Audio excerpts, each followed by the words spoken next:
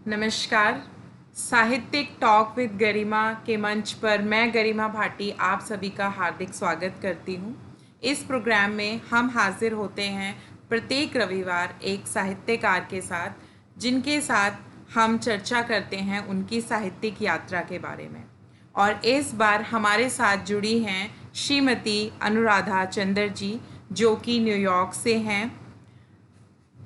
Ma'am जो हैं अंतर्राष्ट्रीय स्तर की प्रख्यात कवित्री हैं, साहित्यकार, कहानीकार और लेखिका हैं। ये 1974 से अमेरिका में हैं, लेकिन विदेश में रहकर भी अपने देश की भाषा और संस्कृति को नहीं भूली हैं और उसके उत्थान के लिए कार्यरत हैं। मैम ने अंतर्राष्ट्रीय स्तर पर जो है कई रेडियो, टेलीविज़न और किताबों में भी कुछ प्रोग्राम्स जो हैं वो किताबों में भी आ चुकी हैं और कुछ प्रोग्राम्स जो इनके रेडियो और टेलीविज़न पर भी हो चुके हैं। इसके साथ ही ये विश्व हिंदी समिति की सदस्य भी हैं। New York, new Jersey, Canada, buffalo, California इत्यादि जगहों पर भी ये काव्य पाठ कर चुकी हैं। मैम को हिंदी चेतन, हिंदी जगत, गर्भनाल जैसी अंतर्राष्ट्रीय स्तर की संस्थाओं से भी सम्मानित किया जा चुका है। इसके साथ ही मैम मंदिर और चर्च में जाकर स्वयं खाना बनाती हैं और ज़रूरतमंदों को खिलाकर भारतीय संस्कृति का परचम जो है वो विदेशी ज़मीन पर भी लहरा रही हैं। तो मैम आपका हार्दिक स्वागत है। आपके लिए दो पंक्तियां मैं पेश करना चाहूँगी कि तुम आ गए हो तो चांदनी सी बातें हो, तुम आ गए हो तो चांदनी सी बातें हो, ज़मी पे चांद कहाँ हर रोज़ उतरता है, ज़मी पे चांद कहाँ हर रोज़ उतरता है। मैम आपका हार्दिक स्वागत है। बहुत बहुत शुक्रिया गरिमा जी, इतना सुंदर परिचय देने के लिए।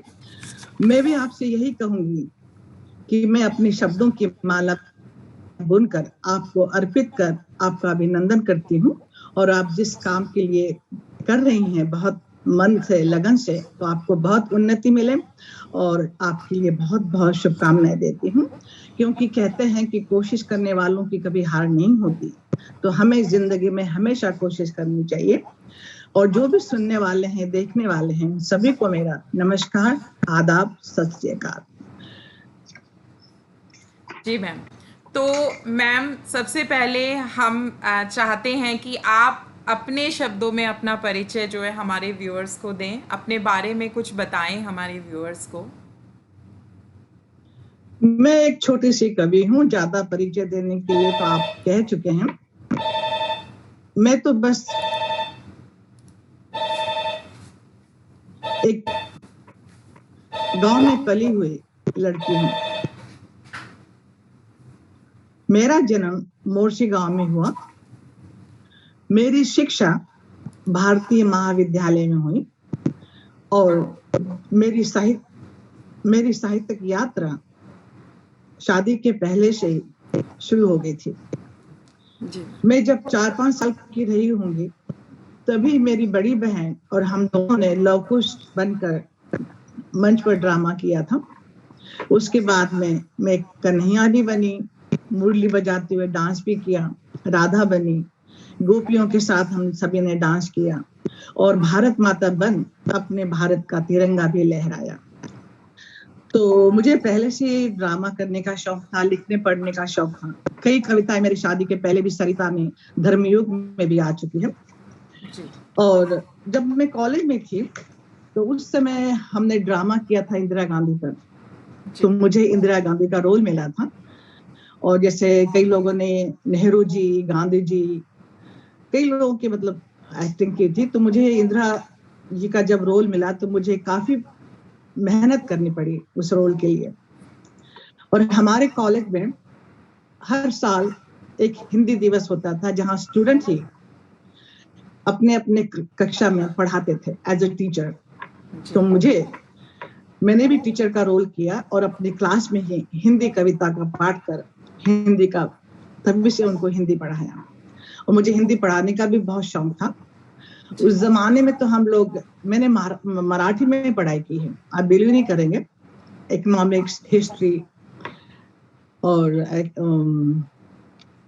काफी मैंने सभी मराठी में पढ़ी है। और हमारा एक सब्जेक्ट सिर्फ हिंदी का था और एक सब्जेक्ट इंग्लिश का। जी। लेकिन बहुत कम कम इसमें मेरी शादी भी हो चुकी थी, कम जी। एज में मेरी शादी हो चुकी थी। जी। तो मैम। और जी मैम। उसके बाद मेरी शादी भी, आप बिलीव नहीं करेंगे, बहुत कम एज में हुई थी, और बिन देखे हम बिन पहचाने हम एक दूसरे से मिले। शादी के पहले मैंने इनको देखा भी नहीं था और नहीं इन्होंने मुझे देखा, बल्कि एज अ डॉक्टर ये थे, सभी लोग परेशान थे कि डॉक्टर है, अमेरिका में है और बिन देखे कैसे शादी कर रहा है, जरूरी मतलब जरूर वो लड़के में कुछ खराबी होगी, बिल्कुल, तभी तो ये बिन देखे भारतीय लड़की सोच के साथ होती है शादी। मैम। तो मेरे दादी भी परेशान थी, मेरी मम्मी से बोलती थी क्या तुम बिन देखे लड़के के साथ मतलब बेटिया की शादी कर रही हो।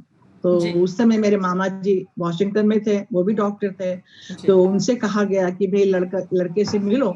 जी। ये रेसिडेंसी करते थे न्यूयॉर्क में, तो मेरे मामा जी इनसे मिले, तो फिर मेरे माँ से कहा कि नहीं, लड़का बहुत ही सीधा साधा है, आप मतलब रिश्ता तय कर सकते हैं। तो इसीलिए हमारी शादी होगी, और शादी के दिन ही हम एक दूसरे से मिले। जी।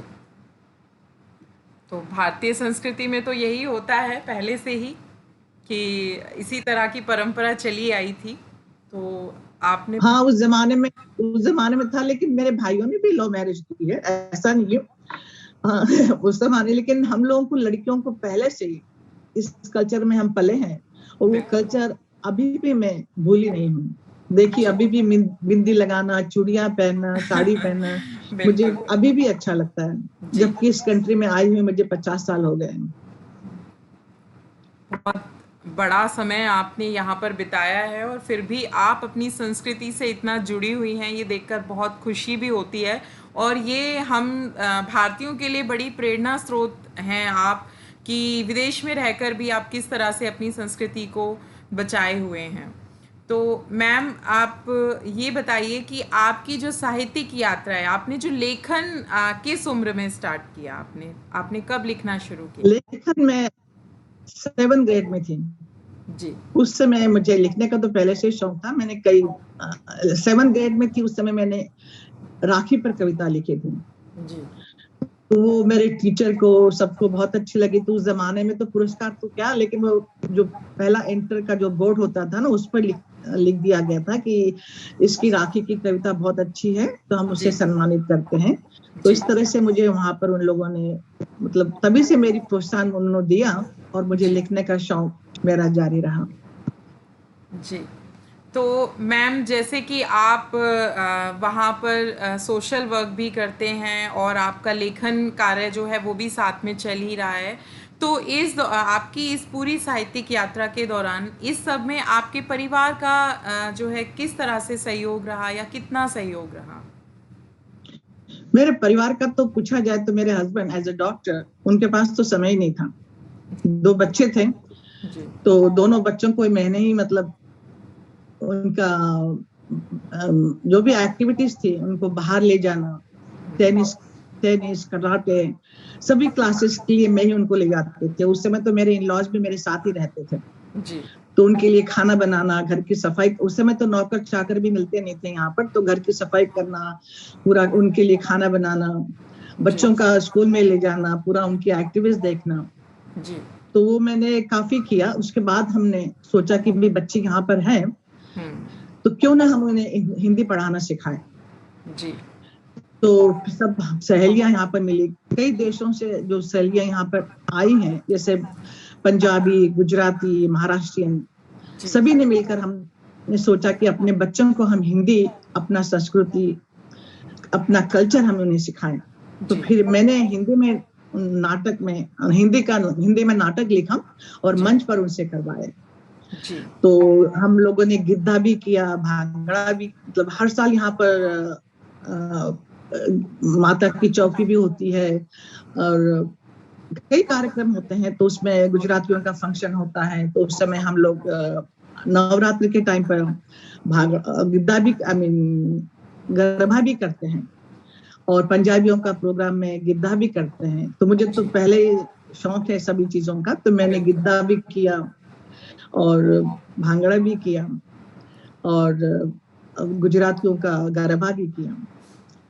और फिर धीरे धीरे मैंने बच्चों को फिल्म गीतों के माध्यम से ही हिंदी सिखाया, नाटक लिखा, मंच पर भी करवाया। इसके लिए मुझे पुरस्कार भी मिला। वो पुरस्कार से मुझे खुशी तो मिली, लेकिन अपनी हिंदी भाषा का आविष्कार एक अलग ढंग से किया। एंटरटेनमेंट सिर्फ आनंद पाने के लिए नहीं, बल्कि उनसे शिक्षा, व्याकरण, भारतीय संस्कृति, अपने भारतीय से जुड़ी बातें जैसे त्योहार भी शामिल होते हैं। और विदेशी छात्र यानी जो यहाँ पर पैदा हुए हैं, इंडियन अपने देश के लोग, विदेशी छात्रों को भी सरल तरीके से हिंदी सिखाने का माध्यम से मैंने उन्हें हिंदी पढ़ाया। कहते हैं ना कि जो भी काम करो तो परेशानियां तो आएगी ही, पर उन परेशानियों का कोई ना कोई सरल रास्ता आपको ढूंढना ही पड़ता है। तो मैंने ढूंढा हिंदी फिल्मों से, तो उनका एंटरटेनमेंट भी हो, उन्हें खुशी भी मिले, और खुशी खुशी उन्होंने मुझे अपना समय दिया। क्योंकि कहते हैं ना, अगर काम खुशी खुशी करोगे तो आपको काम करने में भी खुशी होगी, और कभी कोशिश करने वालों की हार तो आपको पता है कभी नहीं होगी। तो मुझे भगवान के आशीर्वाद से मेरा कोशिश सफल रही। जी। तो मैम, आपने इतना सब अपनी पारिवारिक जिम्मेदारियों के साथ आपने अपनी संस्कृति को भी जो है उसके उत्थान के लिए भी कार्य किया, आपने जो है लेखन का भी कार्य किया, तो और साथ में आप समाज सेवा से भी जुड़ी हुई हैं। तो मैम, ये पूछना चाहूँगी, इस सब की प्रेरणा आपको कहाँ से मिली? प्रेरणा मुझे लगता है ऊपर वाले ने मुझे दी। बचपन से मैं जब छोटी थी, मेरे घर में कोई उतना पूजा पाठ नहीं करता था। मेरे पिताजी करते थे और दादी, बल्कि मेरी माँ तो बहुत मॉडर्न टाइप की थी, वो रजनीश को ज्यादा मानती थी। अच्छा। और मैं जब पूजा पाठ करती थी तो मम्मी कहती थी कि नवरात्र में 9 दिन तक फास्ट रखती थी। और जब मैं दुर्गा चालीसा पढ़ती थी तो उस समय मैं किसी से भी बातें नहीं करती थी, क्योंकि पूरा मुझे दुर्गा चालीसा पढ़ना होता था। तो मम्मी कहती थी कि अगर तेरी तो अभी शादी नहीं हुई है, और अगर शादी होने के बाद में अगर तेरे पति बाहर से आए और तूने दरवाजा नहीं खोला क्योंकि तू पढ़ रही है दुर्गा चालीसा, और तेरे पति अगर शकीला हुआ तो तुझे तो मतलब परेशानी होगी ना। तो मैं हमेशा कहती थी कि माँ कोई बात नहीं, ऊपर वाला है, मैं उसकी बहुत मतलब मानती हूँ, तो वही मेरा मतलब सब पूरा करेगा। तो जो भी मुझे प्रेरणा मिली ऊपर वाले से मिली। जी, बहुत अच्छी बात है, और हमें बहुत मतलब अच्छा लगा आपके इस तरह के एक्सपीरियंसेस सुन करके, आपकी साहित्यिक यात्रा के बारे में सुन करके। तो मैम, आपकी कोई रचना जो आप सुनाना चाहेंगी हमारे व्यूअर्स को? छोटी सी लिखी कविता। जी। कविता कभी कभी सजने में काफी समय लगा देती है, जी। कभी कभी स्वयं के श्रृंगार पर भी इखलाती है, तो कभी कभी इसकी एक झलक पड़ जाने के लाले पड़ जाते हैं। जी। दौड़ा दौड़ा कर मगज में कर देती है छाले, कभी भारतनाट्यम तो कभी कथक तक करवा देती है। जब मैं विरह परेशान हो जाती हूँ, विरह वेदना में जब इसकी मायूसी मुझ पर छा जाती है, तब धीरे से दबे पांव चुपके मेरे सिर चढ़ जाती हैं, और सिर से उतरकर मेरी उंगलियों से पूरे कागज पर बिखर जाती हैं, और फिर मन कह उठता है कि कोशिश करने वालों की कभी हार नहीं होती। बहुत खूब, बहुत। और देखो, हाँ, और अपने देश के लिए मैं यही कहूंगी, अपने वतन की कशिश लो आज फिर याद आ गई, अपने वतन की कशिश लो आज फिर याद आ गई। दूर हूँ अपने वतन से तो क्या हुआ, उसकी खुशबू भरी माटी का चंदन समझ अपने माथे पर सजा आई।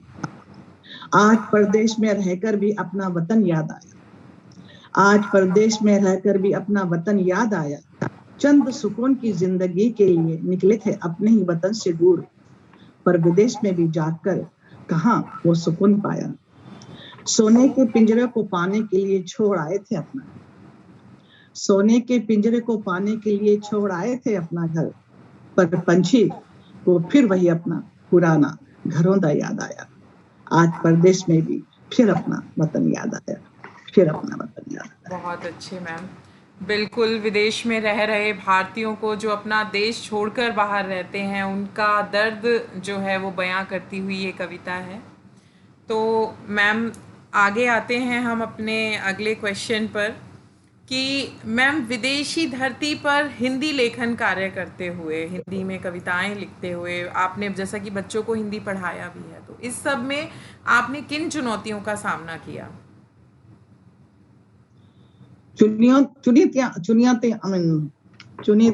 चुनौतियां तो बहुत आती है जिंदगी में, और ऊपर वाला ही मेरी सहायता करता गया। जब भी मैं परेशान, ऐसा होता है ना, जो भी काम हम शुरू करते हैं तो जी, हर काम शुरू करने से पहले हमें परेशानियां तो आती हैं, बिल्कुल। लेकिन जब तक हम उसमें परफेक्ट हो जाते हैं तो वही काम हमें आसान लगने लगता है। जी, बहुत आपने ऐसे होता है कि भाषा का अंतर होने पर बहुत सारी चुनौतियां ऑब्वियस है कि हम सबके बीच आती हैं, और एक ऐसी ज़मीन पर जहां हम सब भारतीय थोड़े से सामाजिक होते हैं, और दूसरी जगह जाकर अगर भाषा ही नहीं रहेगी तो ऑब्वियस है कि हम बहुत ही बड़ा टफ हो जाता है हमारे लिए कम्युनिकेट करना। तो मैम, आपकी जो है आपने कई सारे अंतर्राष्ट्रीय मंचों पर काव्य पाठ किया है, तो उसका आपका एक्सपीरियंस, आपका अनुभव कैसा रहा वहां पर? मंच पर जाती हूँ तो मैं वहां पर हमको 10-15 मिनट का टाइम देते हैं, तो एक कविता तो बोल देते हैं, तो वो जी, मैं पढ़ लेती हूँ। तो उसमें मतलब 10-15 लोग होते हैं, जी। तो सबके साथ बहुत मजा आता है, खाना पीना चलता है। अच्छा। लेकिन अब ऑनलाइन पर मुझे ज्यादा अच्छा लगने लगा है, क्योंकि वो हाँ, बिल्कुल। इतने दूर जाना आने में हमारा पूरा दिन निकल जाता है, क्योंकि न्यू जर्सी यहाँ से 2 घंटे का रास्ता है। अच्छा। तो जाने में, फिर वहां पर सिर्फ 5 मिनट कविता पढ़ने के लिए हाँ, हमको 2 घंटा जाने में, 2 घंटे आने में, फिर आने वहीं में। पर ही खाना पीना करते पूरा दिन ही निकल जाता है। लेकिन जी। ऑनलाइन पर अभी चल रहा है हाँ, तो वो हमारा समय काफी बच जाता है। बिल्कुल। तो तकनीकी का पूरा उपयोग जो है वो सही उपयोग हाँ ले रहे हैं, किया जा सकता है। लेकिन इसका असल में लुत्फ। जो रियल कवि होते हैं हाँ। उनको तो पैसे मिलते हैं, तो वो जी। ऑनलाइन पर तो उनको पैसे नहीं मिलते। वो आज ये मेरे ख्याल से उनको ये साहित्यकारों का एक बहुत बड़ा दर्द है कि मतलब जो बड़े वृक्ष हो चुके हैं शायद उनको ही ज़्यादा और अच्छे फल मिलते हैं, और नवांकुर जो होते हैं शायद उनको ज़्यादा मेहनत करनी पड़ती है। तो तो कोई बात नहीं, मैं तो पैसा का मुझे ऐसा ये नहीं है, क्योंकि कवियों के तो वही उनकी रोटी कपड़ा मकान होता है, राइट। जी, और बिल्कुल। भगवान के आशीर्वाद से हम लोग तो मतलब ठीक है। हम लोग जब जाते हैं स्टेज पर तो हमें कुछ बल्कि मैं जब वहां पर खाना होता है तो खाना भी मैं ही स्पॉन्सर करती हूँ, क्योंकि मुझे खाना देना बहुत अच्छा लगता है। तो वो लोग और भी मुझे बुलाते हैं कि चलो आज का खाना मेरे तरफ से, अच्छा। तो इसलिए हम लोग एंजॉय भी करते हैं और मुझे खुशी भी होती है। जी, बिल्कुल मैम। और जैसे आप बता ही रहे हो, शायद हम कवि तो इतनी ही जो तालियों की गड़गड़ाहट होती है, जो शाबाशियाँ मिलती है, जो वाहवाही मिलती है, हम शायद हमारे लिए वही हमारा जो है एक वेजेस होते हैं, हमारी सैलरी होती है, और हम उसमें ही खुश हो जाते हैं। तो खुश हो जाते हैं, वो तो है। बिल्कुल मैम। तो अभी तक जो है मैम, आपकी 4 किताबें जो है प्रकाशित हो चुकी हैं, और आपकी सारी ही किताबें, मतलब मुझे सबके नाम ही इतने इंटरेस्टिंग लगे कि मैं बिल्कुल जानना चाहूँगी। आपकी एक किताब है कुछ कहता है मेरा मन, मैम उसके बारे में कुछ बताइए। हाँ मैंने अभी, हाँ कुछ कहता है मेरा मन, मैं आपको अभी बताती हूँ, फोटोज की है, निकाल के रखी है। जी। ये है कुछ कहता है मेरा मन। हुँ। ये मैंने अपने हस्बैंड को इनका 50th बर्थडे पर अच्छा। डेडिकेट की थी, वाह! बहुत अच्छी क्योंकि बात है। हाँ, लिखने का तो मुझे बहुत शौक है। और दूसरी किताब मेरी उम्र के संग बदलते रंग। जी, बदलते रंग, इसमें भी काफी मेरी कविताएं हैं कि हमारी उम्र के संग हमारे अपने रंग बदलते हैं, जी। उस पर लिखा है। और चलते चलते जो है, चलते चलते, इसमें मेरी सारी कविताएं हैं, नहीं कविताएं नहीं, सॉरी, गजलें हैं। गजल अच्छा। अभी मैं गजलें यहाँ पे सीख रही हूँ। जी। गजल्स है, मुझे कहानियां लिखने का भी बहुत शौक है, छोटी छोटी कहानियां लिखती हूँ जी। तो उसमें है। और अपनापन, ये मैंने छपवाई है अपने, ये सारे मैंने अपने बच्चों के लिए, जो मेरे 5 ग्रैंड चिल्ड्रन है, उनके लिए मैंने उनको अर्पित की है। जी। तो और अभी मैं रोजाना में 3-4 घंटे लिखने में अपना समय देती हूँ, क्योंकि लिखना पढ़ना मुझे बहुत अच्छा लगता है। रोज ही मैं कुछ ना कुछ लिखती हूँ। तो अगर लिखना बैठा तो कई और भी किताबें छाप सकती हूँ, लेकिन मैंने सोचा कि भाई मैं बेचती तो नहीं हूँ किताबों को, बिल्कुल। बल्कि मुझे खर्चा करना पड़ता है। हाँ। तो इसलिए सोचा कि अब बस हो गया, जितनी छपानी थी बहुत हो गई, अब ज्यादा नहीं करना है मुझे। लेकिन लिखना तो मेरा कभी एंड नहीं होगा। अच्छा मैम, ऑब्वियस है कि एक लेखक जो है वो चाहे कितना ही सोच ले कि अब नहीं लिखना, लेकिन वो मन की भावनाएं निकल ही आती हैं। जब कागज और पेन हाथ में आता है तो कुछ ना कुछ शब्दों से कुछ लाइंस बन ही जाती हैं। तो बन ही जाती है। कविता जो आपके मैम दिल के बेहद करीब है, ऐसी कुछ लाइनें जो आपके लिए बेहद खास हैं। ये मैंने लिखा है कि जिंदगी क्या है, कभी खुशियों की धूप तो कभी दर्द की छाप, कभी हंसी में भी आंसू तो कभी जीत में भी निराशा, बस यही तो है जिंदगी की परिभाषा। जब तक चलेगी जिंदगी, इसका शीर्षक है जब तक चलेगी जिंदगी। जब तक चलेगी जिंदगी की सांसें, तब तक कहीं प्यार तो कहीं तकरार चलेंगे।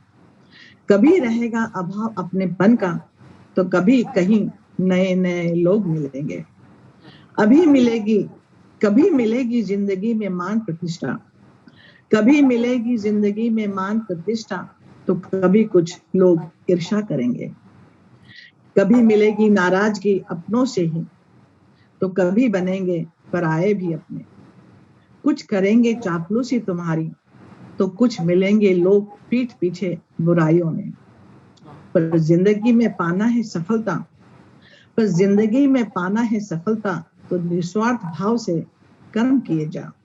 बन आत्मविश्वासी, रख सबके प्रति शुद्धता, दे सभी को प्यार, ले सभी का प्यार। जिंदगी में चलते ही चलना है, जब तक चलेगी जिंदगी। बेहद खूबसूरत लाइनें हैं मैम, और शायद आपने इसमें पूरे जीवन का सार लिख दिया है कि बिना फल की चिंता किए बस कर्म किए जाओ, तो वही जीवन की सफलता है। तो मैम, आपकी इतने सालों की साहित्यिक यात्रा में आपने कुछ ऐसा महसूस किया कि आपसे कुछ छूट गया है, आपने कुछ मिस कर दिया है? आप जिंदगी में देखो, होता है जिंदगी में पाने के लिए कुछ खोना तो पड़ता ही है। तो मैंने कुछ पाया और कुछ खोया, यही जिंदगी का सार्थक है। अब क्या खोया और क्या पाया अगर मैं कहने बैठूं तो पूरा समय निकल जाएगा। बिल्कुल बिल्कुल मैम। तो आपकी इस साहित्यिक यात्रा के दौरान ऐसी कोई सीख जो आप अपने हमारे जो व्यूअर्स हैं उनको बताना चाहें कि आपने क्या सीखा अपनी इस पूरी यात्रा में? पूरी यात्रा में देखो, मैंने यही कहा है कि हिम्मत न हार। कठिनाइयां तो आएंगी जीवन में जी। पर उसका सामना करो। और कोई भी काम अगर तुम करना चाहो तो खुशी खुशी करो। जैसे यहाँ पर बच्चे मैंने देखो काम किया, IBM कंपनी, वहां पर मैंने पहला मेरा काम था IBM में। जब काम किया उस समय भी मेरे सासू से मेरे साथ रहते थे। उस समय वो घर में साड़ी पहनना था उनके सामने, लेकिन जब मैं जॉब पर जाती थी तो वहां पर जाकर मैं अपना पैंट शर्ट साड़ी उतार कर साड़ी पैंट शर्ट पहनती थी, और 8 घंटे वहां काम करने के बाद में फिर साड़ी वहीं पर बाथरूम में जाकर चेंज करके फिर घर को आती थी। क्योंकि मेरे सास ससुर को मेरा काम करना पसंद नहीं था और ना ही मेरा अमेरिकन ड्रेस पहनना पसंद था।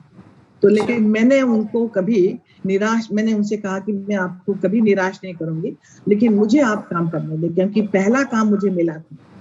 जब मेरे बच्चे बड़े हो गए थे, कॉलेज चले गए थे, तो मैं अकेली थी उस समय।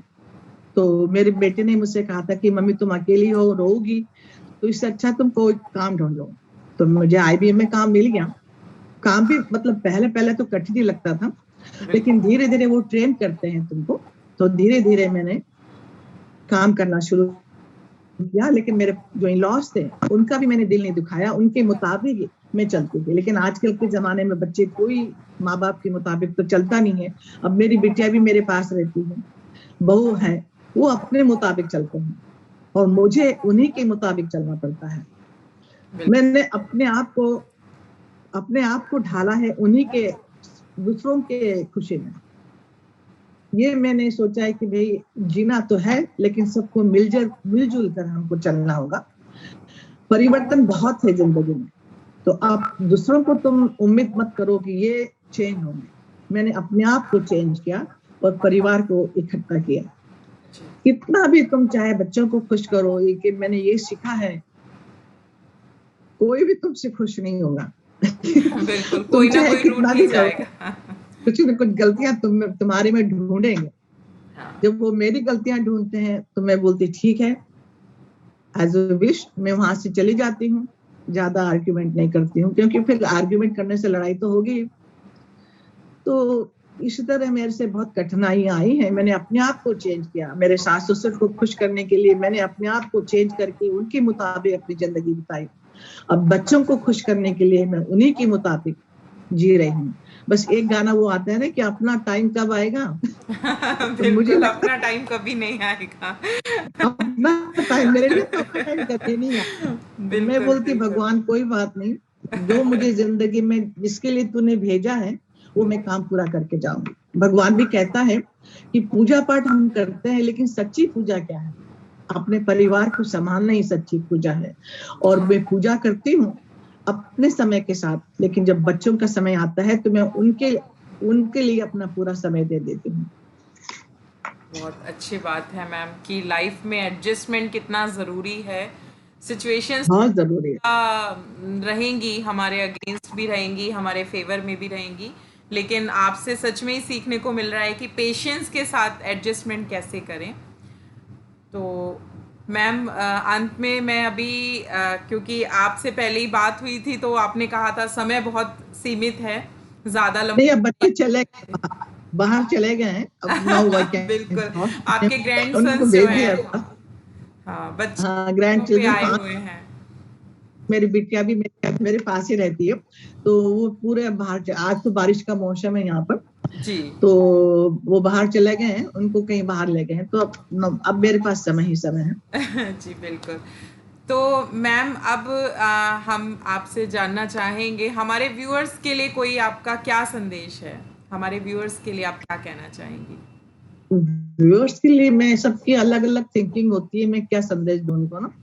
संदेश तो यही दूंगी कि सबसे पहले जिंदगी में प्रेम करना सीखो, नफरत छोड़ो। क्योंकि जब हम नफरत करते हैं किसी से, तो हम किसी से नफरत करते हैं तो ये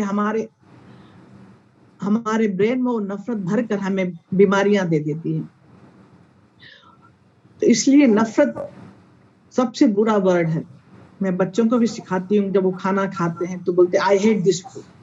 तो मैंने उनसे कहा कि भाई कभी भी खाने को हेट वर्ड अपने जिंदगी में कभी मत लाओ।